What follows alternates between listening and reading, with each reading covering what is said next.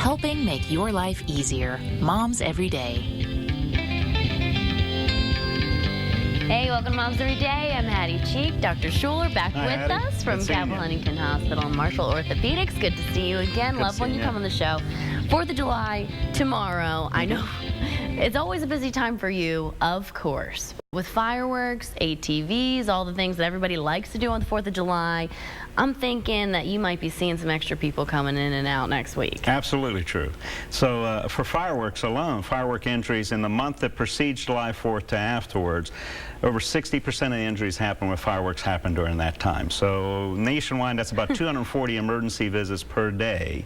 And the key for the audience and everybody else is the best way to enjoy fireworks is in public displays, much like what's on your websites is being covered in your broadcast today, and like at Harris Riverfront Park tonight. Yeah, the public ones, not the ones that you end up setting off yourself. Right. Which, indeed, if you are setting off those large fireworks, that is illegal in West Virginia. Correct. Just to throw that out there. Correct. So there are legal issues as well as medical issues if you don't do it the right way. But what are the most common, I guess, fireworks-related injuries that you see? Exactly. Some of this will be surprising. We all know about little firecrackers and everything cause damage and problems. But believe it or not, sparklers are actually a big injury mechanism also. So the injuries that happen with fireworks, 50% are related to burns. And the things that get injured are eyes, face, and mostly hands and fingers. So about 40% of injuries happen in the hands and fingers. The thing that's amazing, we all think like this fireworks that we see at the stands right now and sparklers are safe. Well, it's unbelievable. The sparkler burns at almost 1,500 degrees. That's enough to even melt glass. Yes. So this is not all fireworks, I think, are not really for children, especially under 5 years of age, because children are inherently curious. They want to see what's going on, fireworks included. So the best thing is adult supervision to have safety, and really the best way, once again, is in public displays. And you've got precious little fingers holding those sparklers. Oh, You like to absolutely. see them running around, but you definitely need to be on them at least if they are going to be And that's where holding them. adult supervision is one of the key things if you're going to do something at home. Now, if you're just watching fireworks, is there any danger in that, or is it usually you're setting them off? Exactly right. So there can be danger. So if you think about injuries that happen associated with fireworks, the person that actually lights the fuse, when injuries happen, 50% are associated with that person. About 20% injuries with bystanders. So the answer is absolutely, you can be injured with watching fireworks, but once again, the safest way is the large public displays.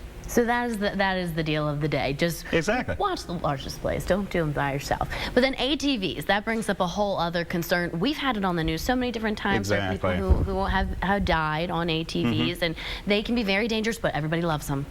Exactly, and the reason why they love them, you got to think about our state. We have a terrain that is ideal for enjoying the outdoors, and especially ATV use. So one of the concerns that happens is you even think about the state of West Virginia. Our population is 1.8 million. We have over 500,000 ATVs just in our state.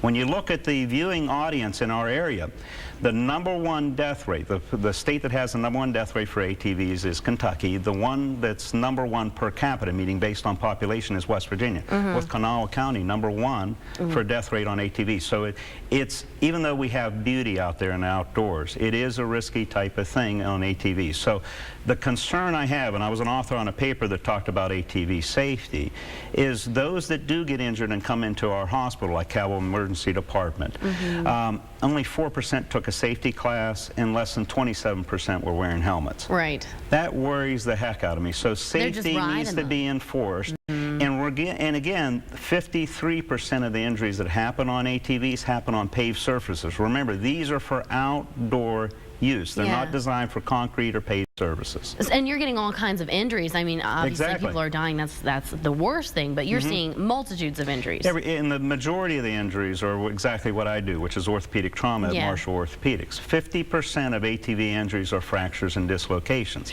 They're the ones that are presented to the hospital. The other ones are head injuries, and that goes back to what I was saying about helmet use. Just wearing a helmet decreases the risk of your head injury by like 60%, and your risk of death by 40% by wearing wearing a good, well-fitting helmet. So there's things you can do to make it safer if you're going to do it. Well, you know what? You always come with some helpful information for all the parents out there. And if you need any more info, you can always reach out to him, 304-691-1262. That's Marshall Orthopaedics phone number.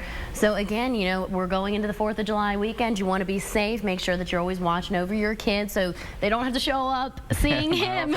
But if you need any more info, just head to our website, WSAZ.com. Click on that Moms Everyday tab. You can rewatch the interview, and then make sure you download our Moms Everyday app. A lot of good info. And we'll be right back after the break. More Moms Everyday, so stick with us.